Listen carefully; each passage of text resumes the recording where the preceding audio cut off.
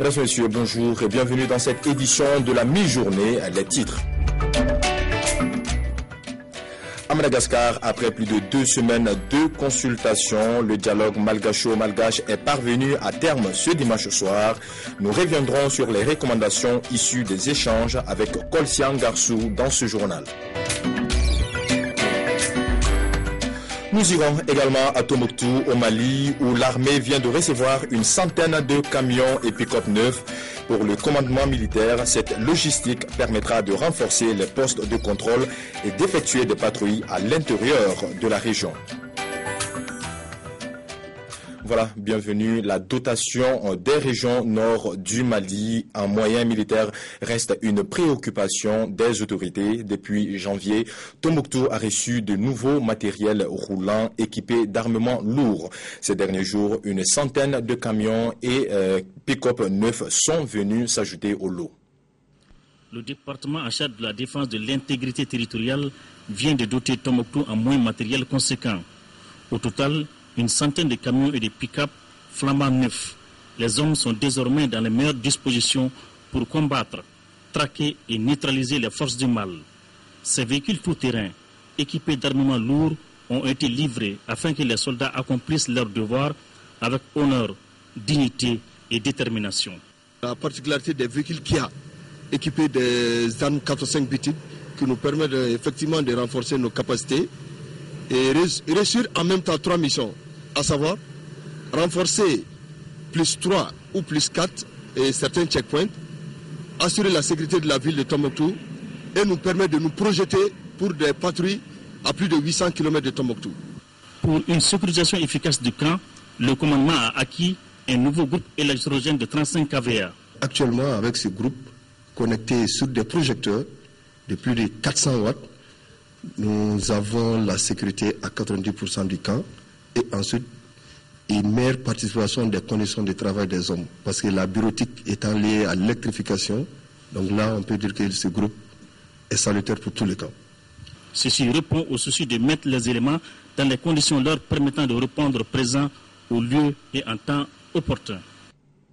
Nous restons dans le nord du Mali, mais cette fois-ci dans la région de Gao, où l'absence d'établissements banquiers est décriée par la population. L'administration est pourtant de retour et la région est sécurisée par des milliers de militaires maliens et étrangers.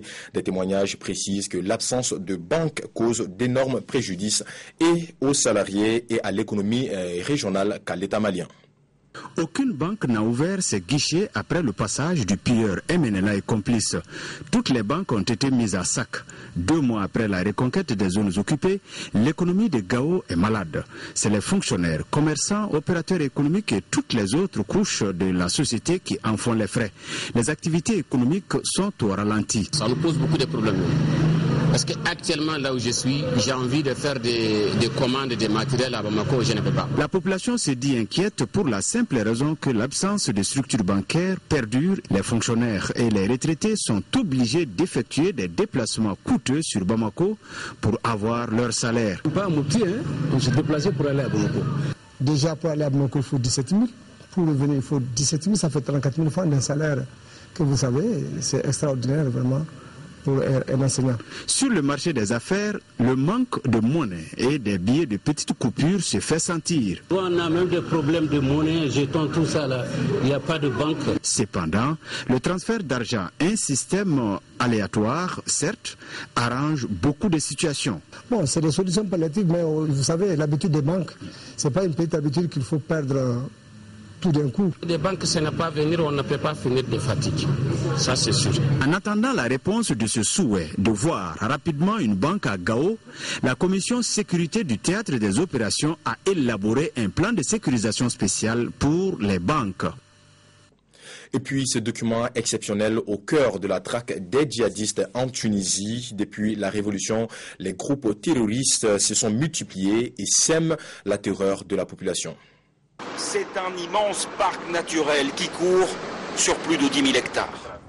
Les habitants viennent d'habitude ici faire des pique-niques en famille. Mais aujourd'hui, des camions militaires et des soldats en nombre bloquent les accès, partout des hommes en armes. Les visiteurs ne sont plus les bienvenus. Nos autorisations sont en règle. Et pourtant, il faut partir, on veut pas de problème. Interdiction de filmer. Une armée tunisienne sur les dents quadrille la zone. Nous ne pouvons que l'observer à distance.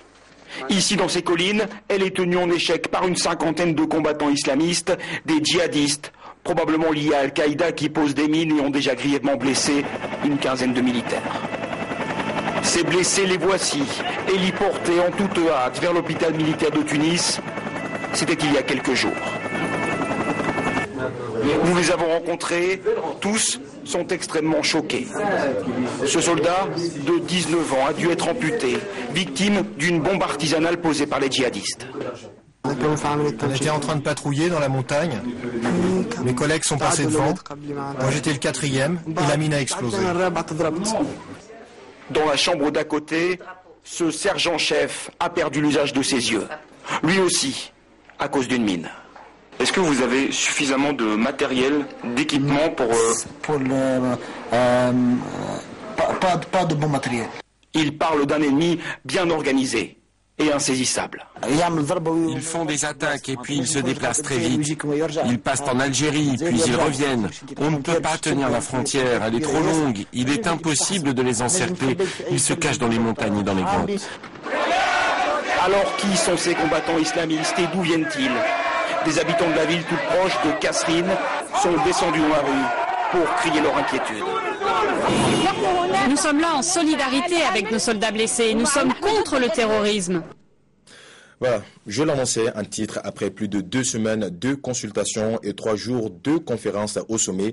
Le dialogue malgacho-malgache est parvenu à terme ce dimanche soir, conduite par le Conseil des Églises de Madagascar, le FFKM. La médiation a produit des recommandations déjà contestées. Koltian Garsou.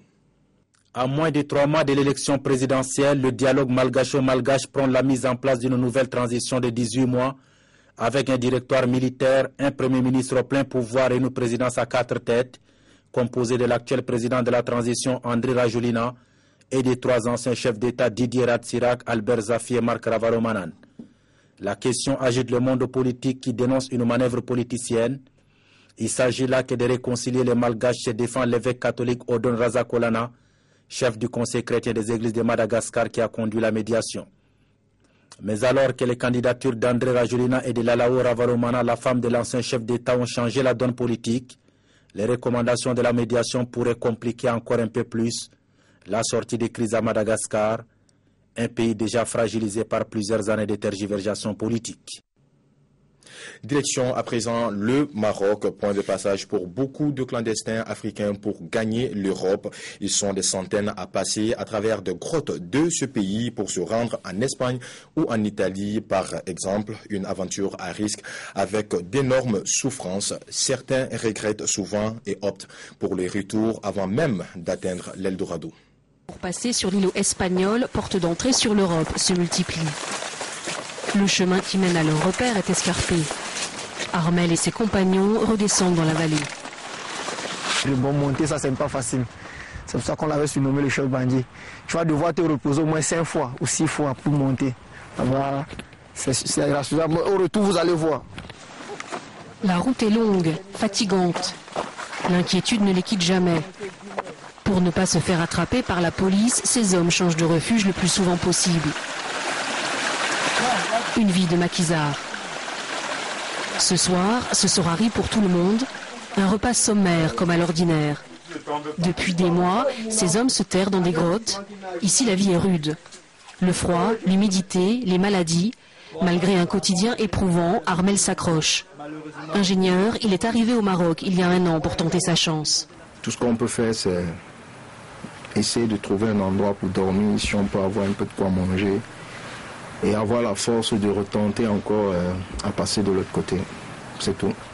En Europe, ils peuvent te donner ta chance quand tu le mérites. Pour moi, personnellement, si je vais en Europe, c'est juste pour travailler et économiser un peu d'argent et rentrer chez moi. Mon rêve, c'est d'avoir des plantations.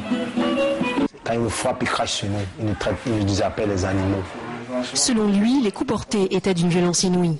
On avait Clément, on l'a frappé. Quand il est rentré en forêt, parce qu'il ne suivait pas les soins, rien. Il a eu l'hémorragie interne. 3 jours après, lui, il est décédé. Il est décédé là en pleine forêt. La mort, ces migrants préfèrent ne pas y penser. Demain, malgré les risques, ils retenteront la traversée vers l'Europe. Quand on parvient à traverser la mer, si de l'autre côté on dit Boza. C'est le premier mot qu'on prononce, Boza. Ça veut dire la souffrance qu'on vit actuellement là, c'est fini.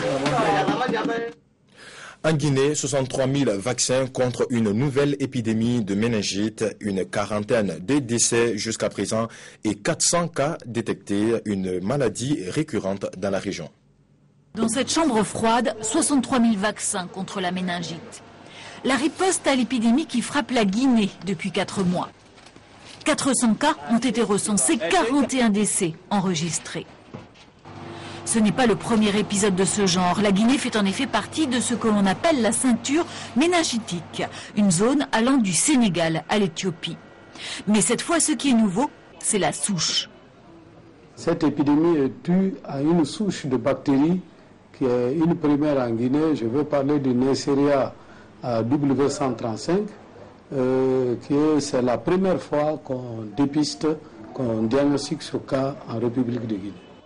Le nord-est est particulièrement touché avec 3 foyers, une zone déclarée prioritaire.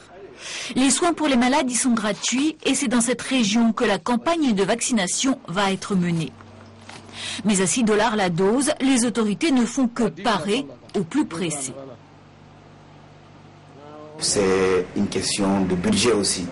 Nous pensons limiter le dégât et puis suivre la progression de la maladie. Il s'agit d'un vaccin qui est très cher. Après cette solution d'urgence, la Guinée compte lancer une vaste campagne de vaccination l'an prochain. Plus de 3 millions de personnes devraient être concernées. Partons à présent au Sénégal pour parler des veilleurs de nuit. Ils exercent un métier très difficile, mais pas très bien payé et rencontrent généralement beaucoup de problèmes. C'est un secteur où les amateurs peuvent mieux gagner que les professionnels engagés par les entreprises privées. Constat en pleine nuit dans la capitale sénégalaise. La nuit porte conseil, a-t-on l'habitude de dire. Pour eux, la nuit reste et demeure toujours longue du fait de leur métier de veilleur. Un secteur composé d'hommes préposés à veiller scrupuleusement sur les biens des personnes et des institutions. Responsable,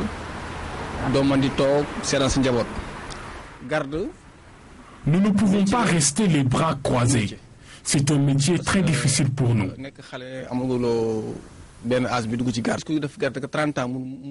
Tu peux faire 30 années de service sans disposer d'un toit, parce que nos salaires sont dérisoires. Nous passons la nuit ici. On ne dort pas, car les propriétaires de ces édifices nous ont confié des centaines de millions.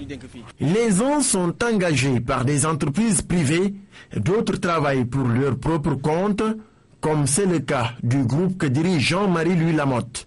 Il assure la sécurité de la gare Petersen. On avait décidé, nous, les maîtres d'arts martiaux, de mettre notre art au service de la population en matière de sécurité. C'est par petits blocs. Là, vous voyez un petit bloc qui est là. Il garde. Il y a un autre bloc qui est vers la porte. Il y en a un autre qui est derrière. Et il y a moi à l'intérieur. Bon, et il y a certains qui sont cachés à l'extérieur, en haut là.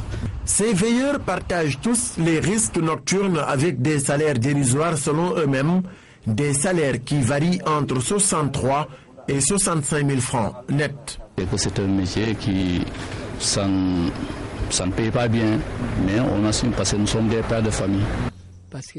Nous sommes vraiment aidés par la police. Chaque 45 minutes ou chaque 1 heure, les policiers font la ronde, ce qui parfois nous facilite la tâche.